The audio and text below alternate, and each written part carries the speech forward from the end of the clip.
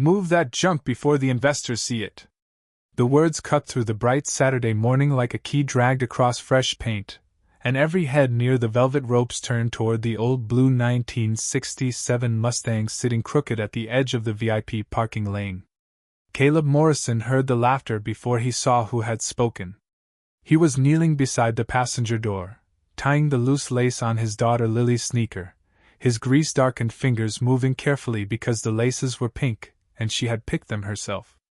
The car behind them looked tired under the glass towers of downtown Grand Rapids, its paint faded in patches, its chrome dulled by years of Michigan winters, its rear window carrying one thin crack that caught the sun like a scar. But to Lily, it was not junk. It was her mother's car. It was the blue horse Rachel used to drive with the windows down and country music soft on the radio. Vivian Hartwell, CEO of Hartwell Motors, stood 10 feet away in a white blazer sharp enough to make the morning feel underdressed. Behind her, investors in tailored suits waited beside polished electric sedans that gleamed like they had never known rain, gravel, or an honest mile. Her communications director, Grant Ellison, gave a small laugh and looked at the Mustang as if it had personally insulted the future. "Security should tow it," he said. "It's bad optics." Lily's smile folded in on itself. Caleb stood slowly, one hand resting on the roof of the Mustang, the other settling gently on his daughter's shoulder. He did not raise his voice. He did not argue. He only looked at Vivian with the kind of quiet that makes proud people uncomfortable. "We'll move it," he said. Vivian's eyes passed over his worn denim shirt, his faded work boots, the calluses on his hands. "This event is about innovation, Mr. Morrison," he said. "Caleb Morrison." She glanced back at the car. "Then, Mr. Morrison, you should understand something. A dead car belongs in a museum, not in a city trying to build tomorrow." A few people chuckled. Someone lifted a phone. Lily lowered her eyes to the pavement, and Caleb felt that small movement in his chest deeper than any insult meant for him.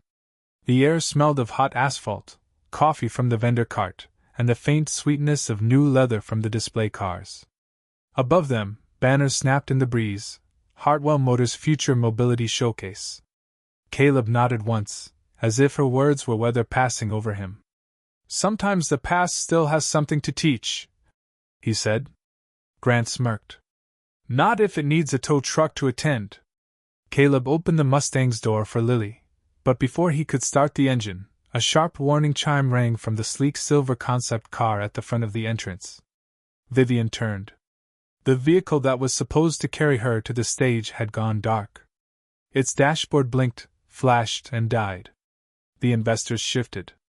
Cameras angled closer. A young technician plugged in a tablet, frowned, unplugged it, tried again. "It's a software handshake issue," he whispered too loudly. "No," Caleb said, almost to himself. Vivian heard him. "Excuse me?" Caleb looked toward the car, listening to the faint clicking beneath the hood panel. "That's not software. That's a low-voltage relay cycling against the bad ground." Grant laughed under his breath. "The man with the museum piece is diagnosing a Hartwell prototype from 30 feet away." Caleb did not answer him. He looked at Vivian. "You want your investors standing here for 20 minutes, or do you want that car moving in 4? The laughter thinned. Vivian's face tightened, but the cameras were still there, the investors were still watching, and pride has a way of negotiating when money is in the room.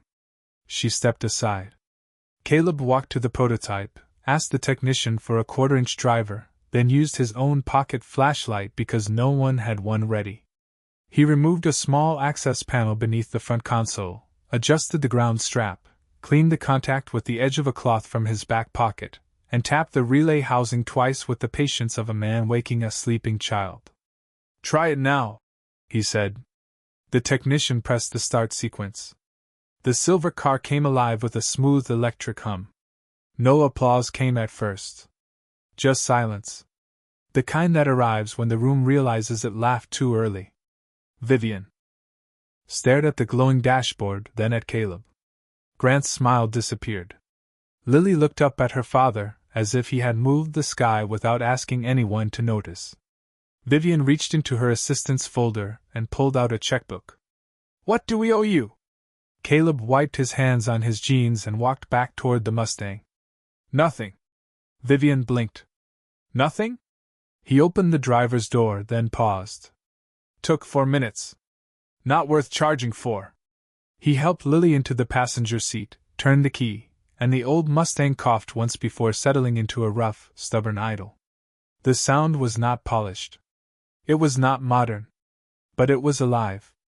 As Caleb pulled away from the shining towers and silent investors, Vivian Hartwell watched the faded blue car disappear into city traffic, unaware that in 30 days, that same Mustang would return under brighter lights, carrying a truth powerful enough to shock the entire city. The Mustang rattled softly all the way back to the east side of town, not because it was dying, but because old things speak in their own language if someone still loves them enough to listen. Caleb drove with one hand on the wheel and the other resting near the cracked center console, where Rachel had once kept peppermint gum, grocery receipts, and folded sketches of impossible dreams. Lily sat beside him with her knees tucked under her, staring out the window as the tall glass buildings thinned into brick storefronts, church signs, pawn shops, and little houses with American flags bending in the wind. For a long time, she said nothing. Caleb did not rush her. That was one thing grief had taught him. Some questions needed a quiet road before they could come out. Finally, Lily whispered, "Daddy, why did she call Mom's car junk?" Caleb's fingers tightened around the steering wheel for only a second. Then he eased his grip and looked ahead at the red light swinging over Maple Avenue. "Because some people only see rust before they learn the story." Lily turned toward him. "But she is smart, right? She runs all those cars. Smart people can still be wrong. Will you tell her?" Caleb smiled a little, though there was sadness underneath it. "Not today." The light turned green, and the Mustang rolled forward with a low, uneven growl, past the laundromat where Mrs. Alvarez waved from the doorway, past the hardware store that still let Caleb buy bolts on credit, past the diner where Lily and her mother used to share blueberry pancakes every Sunday after church. By the time they reached Morrison Auto, the sun had slipped behind a row of cottonwoods, throwing long shadows across the gravel lot. The garage was small, with 2 service bays, a hand-painted sign, and a roof that complained every time hard rain came down. But to Caleb, it was still holy ground. It was where broken things came in ashamed and left with one more chance. He lifted the garage door, and the familiar smell of motor oil, old rubber, black coffee, and sawdust wrapped around them like home. Lily hopped out and ran to the workbench, where a framed photograph leaned against a coffee can full of screwdrivers. Rachel Morrison stood in that picture with wind in her blonde hair and one hand on the Mustang's hood, laughing like tomorrow had never learned how to hurt anyone. Caleb touched the frame with 2 fingers. "Your mom used to say this car was not built to impress rich people." Lily looked up. "What was it built for?" "Freedom," Caleb said. "And stubborn hope." That night, after Lily finished her homework at the little desk beside the parts washer, Caleb opened the old metal cabinet in the corner. Inside were folders, hand-drawn schematics, battery diagrams, letters from banks stamped with polite rejection, and one official envelope marked City Future Mobility Challenge. He had not told Lily everything yet. Not about the back property taxes. Not about the final warning from the lender. Not about how close Morrison Auto was to becoming another empty building with weeds growing through the cracks. The competition was his last clean shot. 30 days to transform the Mustang into something no one expected. 30 days to prove that the past and the future did not have to be enemies. The prize was a city contract, enough money to save the garage and fund the training program Rachel had dreamed of, a place where single parents could learn a trade without being treated like charity cases. Caleb spread the plans across the hood of the Mustang. A recycled hybrid battery system. A restored V8 heart. Regenerative braking hidden beneath classic steel. Old soul, new promise. Lily climbed onto the stool beside him, rubbing sleep from her eyes. "Is this the secret project?" Caleb glanced at her and nodded. "Part of it. Can Mom's car win?" He looked at the faded blue hood, at the scratches and dents and years no polish could fully erase. Then he looked at his daughter, whose faith in him was still bigger than the city that had laughed. "If we do it right," he said, "she will not just win. She will make them remember." Across town, in a private office high above the showcase floor, Vivian Hartwell stood alone, replaying the morning in her mind. The old Mustang. The quiet mechanic. The way he had fixed her prototype without asking for praise. She opened the competition file her assistant had left on her desk, and there, beneath the list of approved applicants, she saw a name that made her go still. Caleb Morrison. Independent entry. Vehicle, 1967 Ford Mustang Fastback. Vivian leaned back slowly as the city lights flickered against the glass, and for the first time that day, the woman who had mocked an old car felt the smallest crack appear in her certainty. The registration hall opened at 8 o'clock the next morning, but by 7:45, the parking lot was already filled with polished trailers, branded tents, portable charging stations, and teams wearing matching jackets with company logos stitched across their chests. Caleb arrived in the Mustang with Lily beside him and a toolbox in the back seat that had belonged to his father before it belonged to him. The old car sounded rough against the quiet perfection of the electric prototypes, but Caleb parked it straight, shut off the engine, and rested one hand on the steering wheel for a moment, as if thanking it for making the trip. Lily looked through the windshield at the crowd. "They all have teams," she said. Caleb followed her eyes to a group of engineers unloading carbon fiber panels from a white transport truck.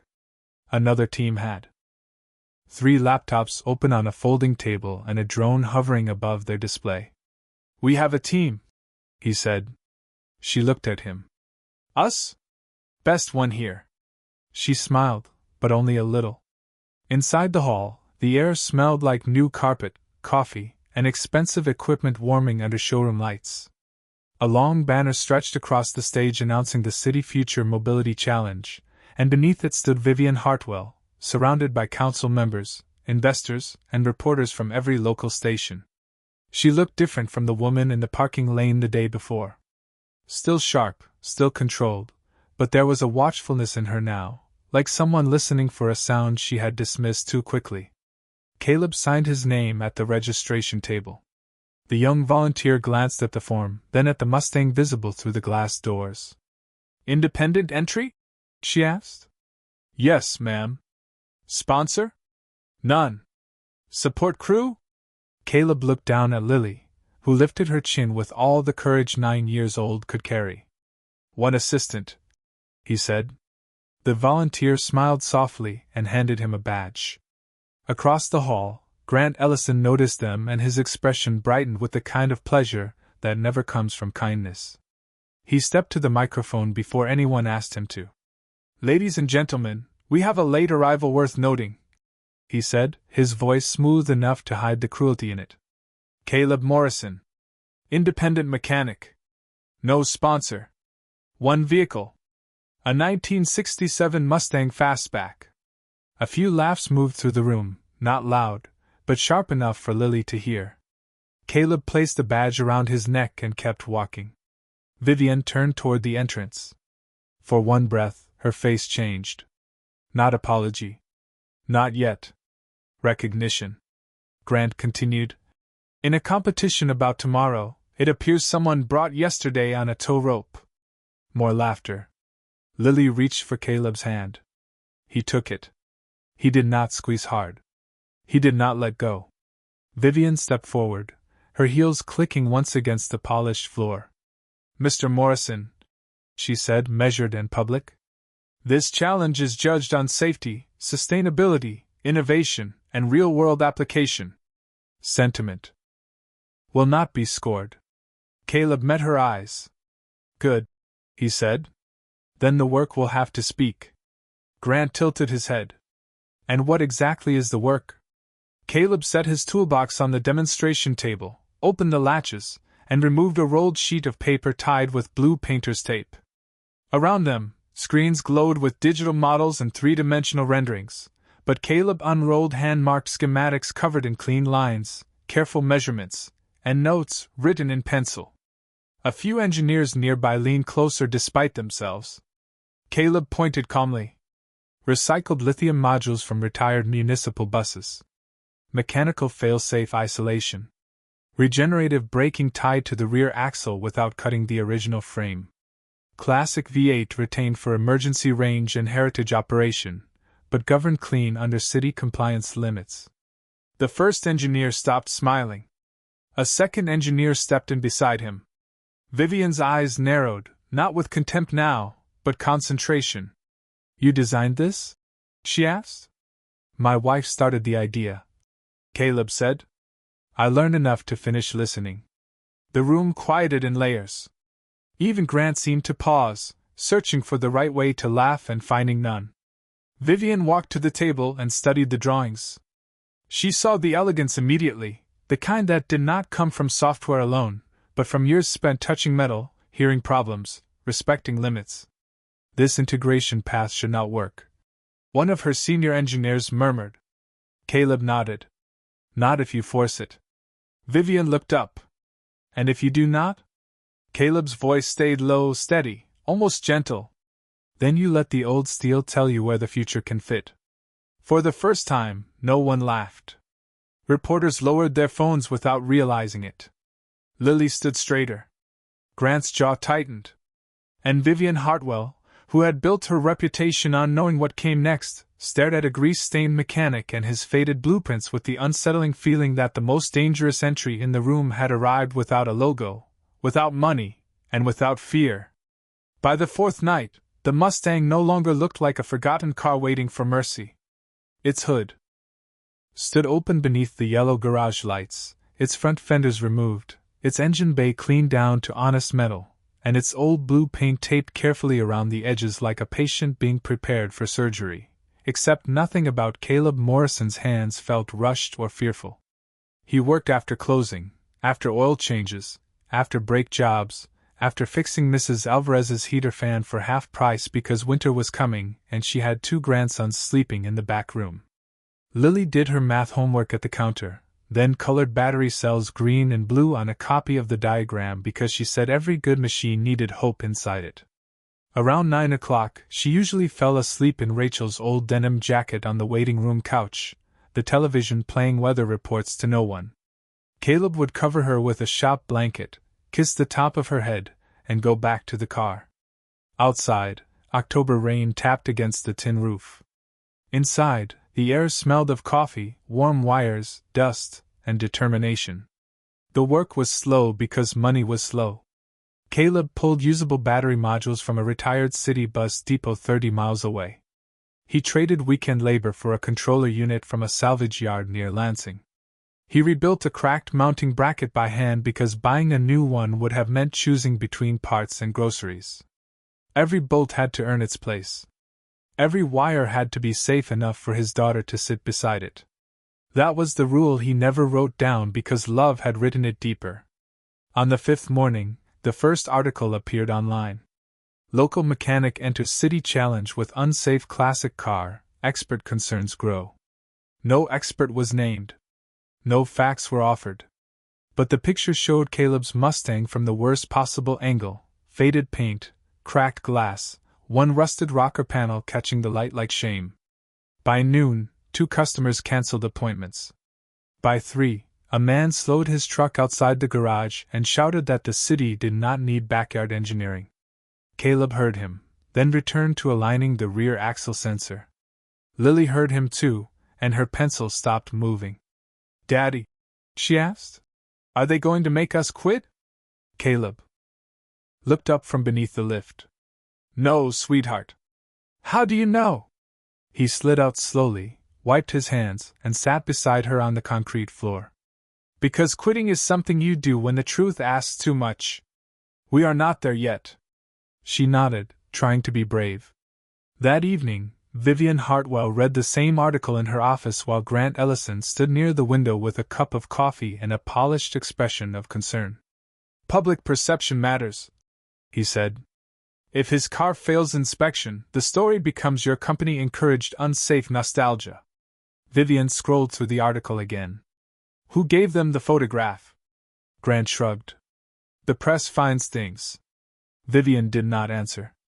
The city lights reflected in her glass desk, cold and divided. Something about the article felt arranged, too neat, too hungry. The next night, she drove alone to Morrison Auto, parking across the street with her headlights off. Rain silvered the windshield.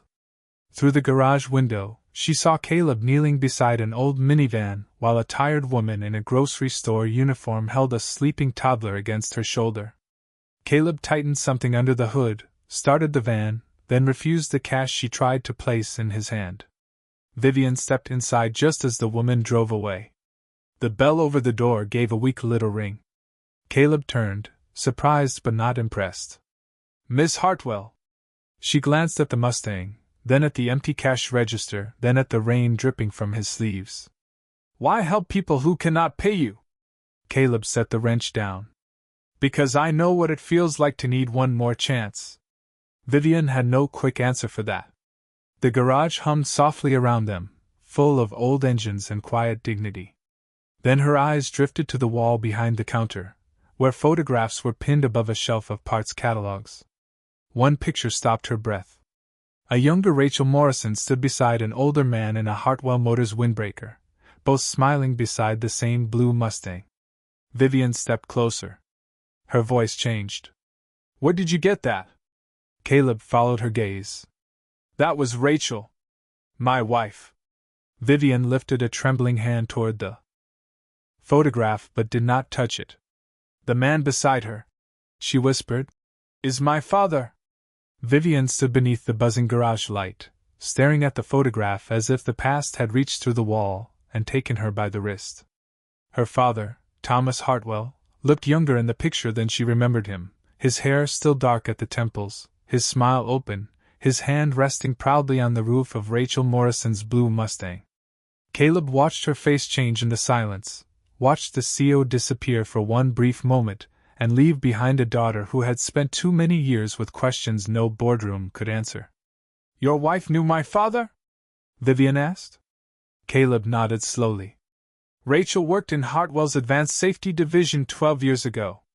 She was young, but she saw things other people missed." Vivian turned toward him. "I was told she left before the investigation." "She did," Caleb said. "But not because she stopped caring." Rain whispered against the garage windows. Lily slept in the waiting room beneath the gray shop blanket, one small hand curled around a purple pencil. Caleb lowered his voice, not because the truth was shameful, but because some truths deserved gentleness. "Rachel found a failure pattern in a control module. It did not show up every time. Only under heat stress, road vibration, and low-voltage conditions. She believed it could affect steering assist in certain test vehicles." Vivian's expression tightened. "That was the platform my father was reviewing." Caleb looked at the photograph. He believed her.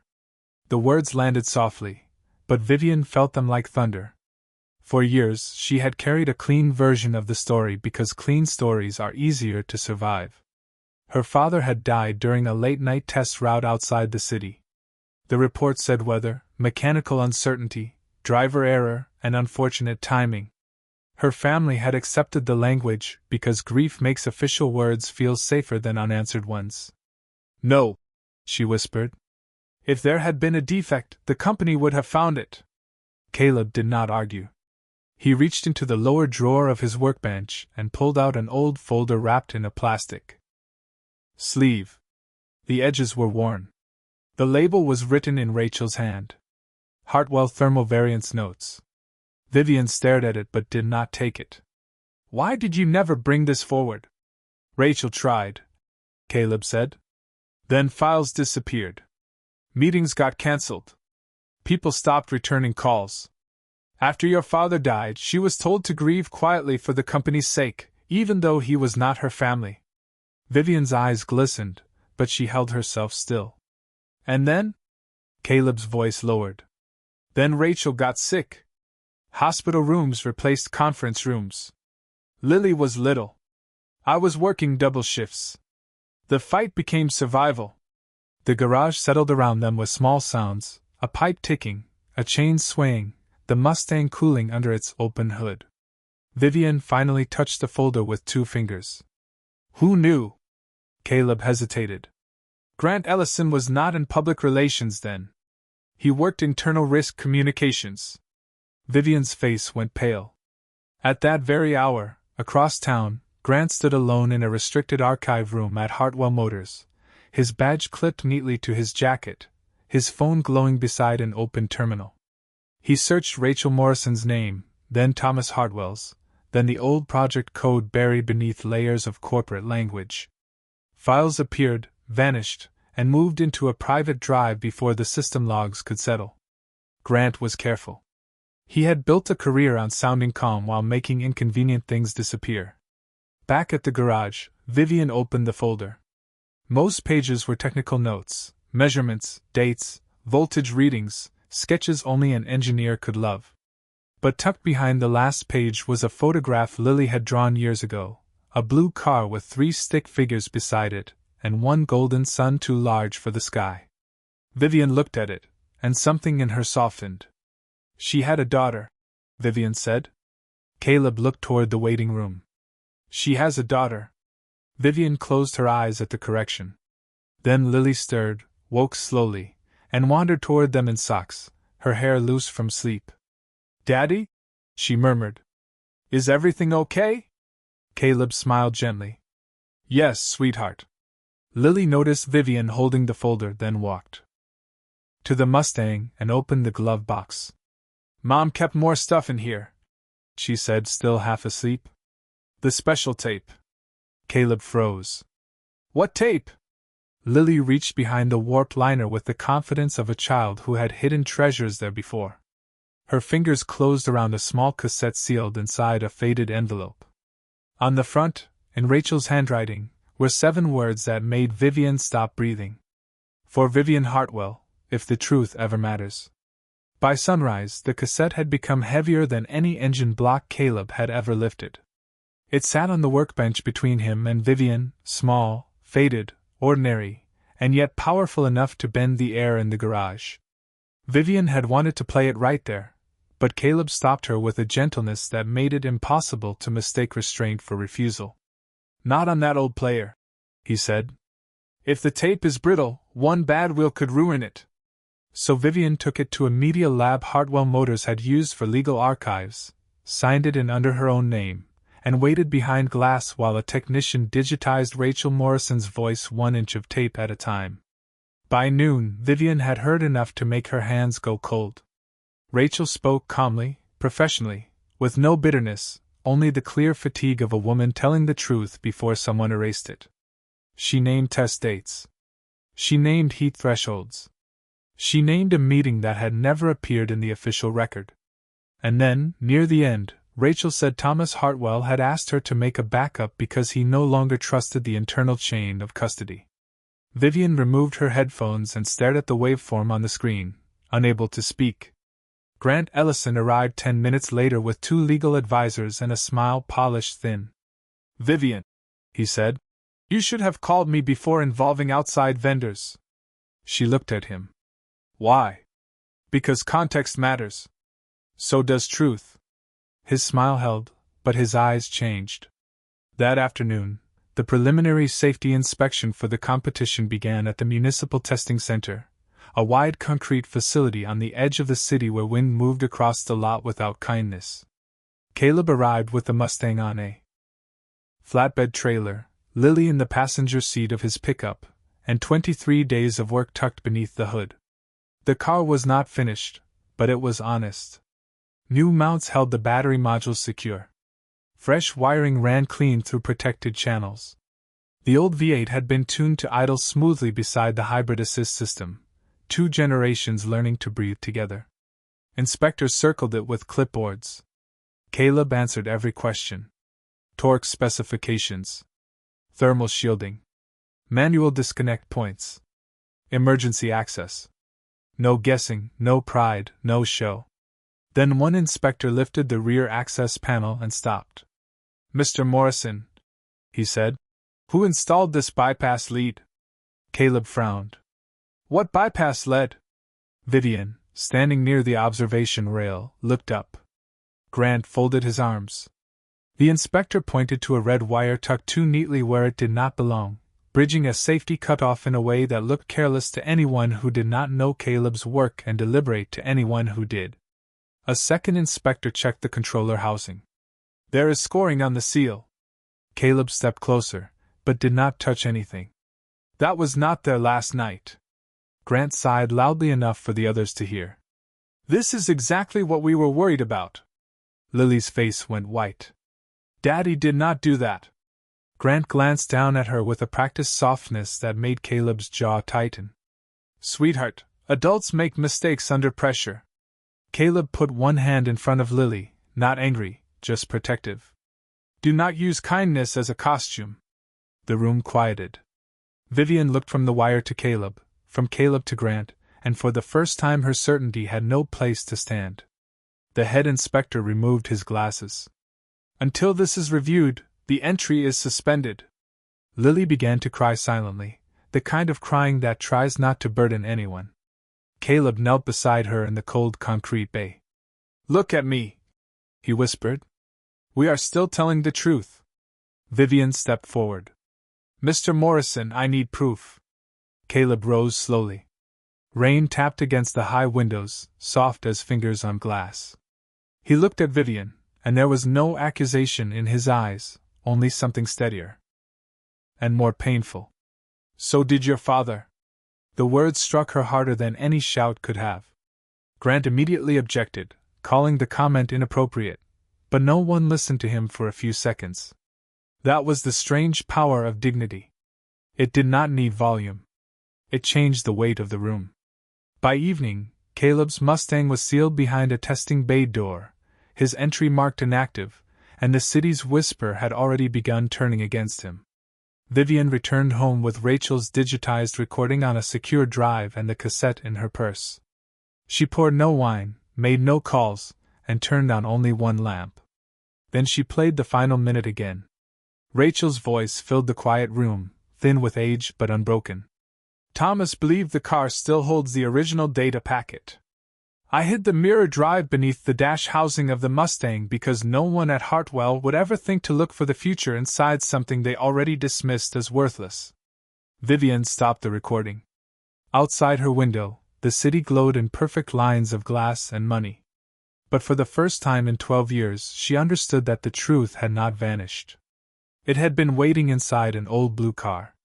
Vivian Hartwell arrived at Morrison Auto just after midnight, not in the black company sedan with a driver, not with Grant, not with attorneys walking 2 steps behind her, but alone in a gray raincoat with her hair pulled back and a paper coffee tray trembling slightly in one hand. Caleb was inside the garage, sitting on a low rolling stool beside the Mustang, staring at the sealed inspection tag hanging from the steering wheel like a judgment he had not earned. Lily slept in the waiting room again, curled under Rachel's denim jacket, her shoes placed neatly side by side beneath the couch. When the bell over the door rang, Caleb looked up but did not stand. "We are closed," he said softly. Vivian stepped into the light. "I know." He saw the cassette case in her other hand. He saw her eyes too, stripped of the boardroom polish, tired in a way money could not hide. She set the coffee on the workbench. "I was wrong." Caleb did not answer quickly. Outside, rain moved along the gutters in thin silver streams. Inside, the Mustang sat between them with its hood half open, old steel holding old pain. "About which part?" he asked. Vivian swallowed. "About the car. About Rachel. About you." That should have felt like victory, but Caleb had learned long ago that being right does not always heal what being doubted breaks. He rose, pulled a chair from beside the air compressor, and turned it toward her. "Sit down before the coffee gets cold." Vivian gave a small, broken laugh, the kind that almost becomes a sob but chooses dignity instead. She sat. Caleb took the cassette from her and placed it beside the digitized drive she handed him. "Rachel said there is a mirror drive beneath the dash housing," Vivian said. "If it is still there, it can prove the original defect reports were altered." Caleb looked toward the Mustang. "She never told me." "Maybe she was protecting you." "Maybe," he said. "Or maybe she knew I would keep the car even when everyone else called it worthless." For a moment, either of them moved. Then Vivian stood, removed her raincoat, and laid it across the back of the chair. Under it, her blouse was simple, her sleeves already rolled. "Tell me what to do." Caleb studied her. "You ever pull the 1967 dash panel without cracking the trim?" "No, then tonight you learn slow."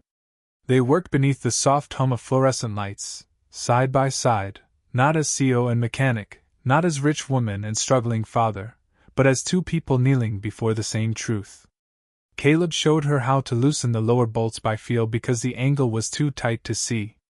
Vivian held the flashlight steady, then steadier, until the beam stopped shaking. "Not that one," Caleb said. "Quarter-inch to the left." "This one?" "That one. It barely moves. Old cars do not like being rushed." The corner of Vivian's mouth lifted faintly. "Neither do honest men, apparently." Caleb paused, then kept working. The garage air warmed with the smell of dust, coffee, and loosened metal.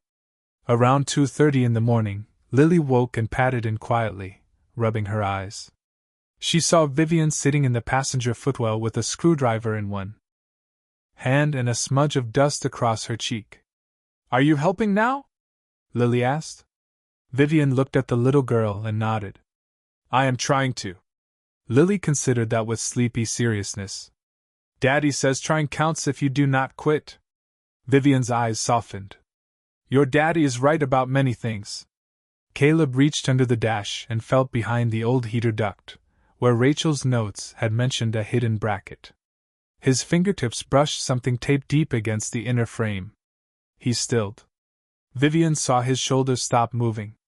"Caleb?" He did not speak. He eased the object free inch by inch, careful as prayer, until a small weatherproof data capsule dropped into his palm, wrapped in faded blue electrical tape.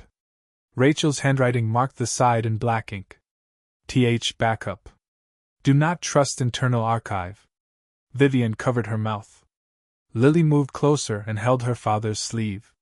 Caleb set the capsule on the workbench and connected it through an old adapter Rachel had labeled years ago. The shop computer flickered, hesitated, then opened a folder last modified 12 years earlier. Test logs. Heat trials. Steering variance reports. Thomas Hartwell's notes. Rachel's warnings. And one recorded message addressed to Vivian. No one spoke. Even the rain seemed to quiet. Vivian pressed play, and her father's voice filled the garage, older, warm, and unmistakably alive in memory. "Vivian, if you are hearing this, then someone finally found the courage to look where pride refused to look." The CEO who had once commanded rooms with a glance lowered her head and wept without shame. Caleb stood beside her in silence, not touching the grief that was not his to manage, but honoring it by staying. By dawn, the Mustang was no longer just a car under suspension. It was evidence. It was redemption. It was Rachel's last act of grace. And as the first pale light entered the garage windows, Vivian Hartwell looked at Caleb Morrison with a voice steadier than her eyes. "We have 3 days before the final showcase." Caleb looked at the old blue Mustang, then at Lily, then at the truth glowing on the screen. "Then we had better get her ready." By the morning of the final showcase, the whole city seemed to know Caleb Morrison's name, though most of them still did not know the truth. News vans lined the curb around Calder Plaza. Food trucks steamed in the cool October air. Families gathered behind temporary barricades, children sitting on fathers' shoulders, local reporters speaking into cameras while Hartwell Motors banners snapped above the stage. Grant Ellison stood near the podium in a charcoal suit, smiling at donors, council members, and investors as if nothing in the world could touch him. Behind him, under a silk cover, waited Hartwell's newest electric concept vehicle, polished, expensive, and empty of surprise. Vivian Hartwell was scheduled to unveil it at noon. Grant checked his watch. "Where is she?" he asked an assistant. "She arrived 10 minutes ago," the assistant said. "She is not backstage." Grant's smile weakened.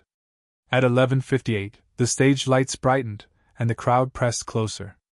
Then Vivian stepped onto the platform alone, wearing a navy suit instead of the white blazer she had worn the day she mocked Caleb. Her face was calm, but not cold. Her hands held no speech cards. Grant moved toward her, whispering, "Stick to the announcement." Vivian looked at him once. "I am." She faced the crowd. 30 days ago," she began, "I saw something old and decided it had no place in the future." The plaza quieted.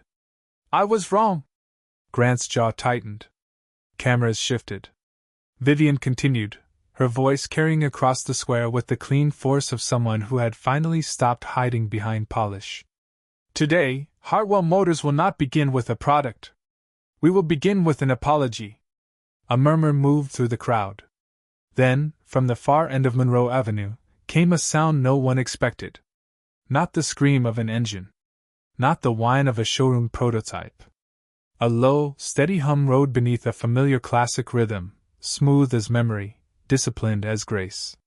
People turned. The old blue Mustang rolled into the plaza under the morning light, restored in deep midnight blue, its chrome shining but not shouting, its body lines clean, its stance proud, its headlights bright like eyes that had seen hardship and still chosen the road. Caleb drove slowly with Lily beside him, both hands steady on the wheel, his work shirt clean but simple, his face quiet. No escort. No logo. No spectacle. Just an old car carrying a new truth. The crowd fell silent in waves. Men who had laughed at the photograph online lowered their phones. Mechanics near the barricade leaned forward. A little boy whispered, "That is the car?" His mother answered, "Yes, honey. That is the car." Caleb parked in front of the stage, stepped out, and opened Lily's door. Vivian descended the steps and met them beside the Mustang. For a moment, nobody moved. Then Vivian turned back to the microphones. "This vehicle was suspended after a safety bypass was discovered during inspection. Last night, independent review confirmed that the bypass was installed after Mr. Morrison's final shop log and before the testing center inspection." Grant took one step back. Vivian lifted a small drive in her hand. "It also recovered archived data hidden 12 years ago by Rachel Morrison and my father, Thomas Hartwell. That data proves defect reports were altered inside Hartwell Motors before my father's death." The plaza became so quiet that the flags above the courthouse could be heard snapping in the wind. Grant's face strained of color. A city attorney standing near the stage spoke into his phone and moved toward him with two officials, not with drama, not with cruelty, but with the solemn weight of accountability. Vivian did not look away from the crowd. "For years, I thought leadership meant controlling the story. I was wrong about that too. Leadership means honoring the truth, especially when the truth humbles you." She turned to Caleb. "Mr. Morrison, you brought this city more than a restored car. You brought us proof that dignity can survive mockery, that grace can outlast money, and that the future should never be built by burying honest people." Caleb looked at Lily first, then at Vivian. "My wife started the work," he said. "I just kept the promise." Lily placed her small hand on the Mustang's fender. Vivian knelt to her level, careless of the cameras, careless of the crowd. "Your mother helped save this company," she said. "And your father helped save its soul." Lily's eyes filled, but she smiled. Then the first applause began, not loud at first, just one mechanic clapping near the barricade. Then another. Then a councilwoman. Then the whole plaza rose into sound. But Caleb did not lift his hands. He did not bow. He simply rested his palm on the roof of the Mustang, feeling the old steel warm beneath the sun. For one perfect second before the applause swallowed the square, there had been silence, and in that silence, the city understood what it had almost thrown away.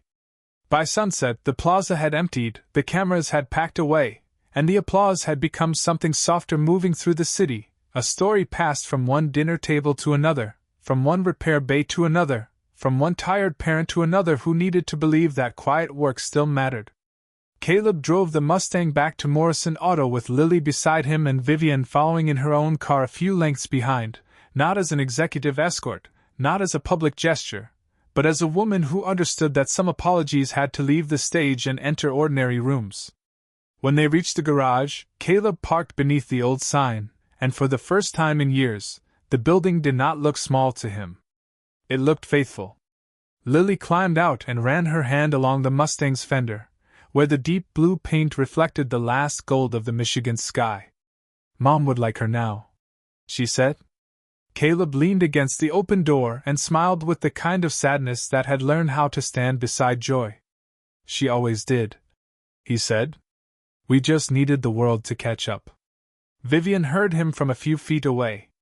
She had changed since that morning, though nothing about her clothes had changed at all. The difference was in her posture. The sharpness had softened into responsibility. She walked to the garage entrance and looked at the oil stains on the floor, the faded invoices on the counter, the photo of Rachel near the workbench, and the little desk where Lily did homework between the sound of impact wrenches and weather reports. "I spent years thinking my father left me a company," Vivian said quietly. "Today I realized he left me a question." Caleb closed the Mustang's door. "What question?" Vivian looked at the old car, then at him. "Whether I would protect the name or protect the truth." The garage fell still.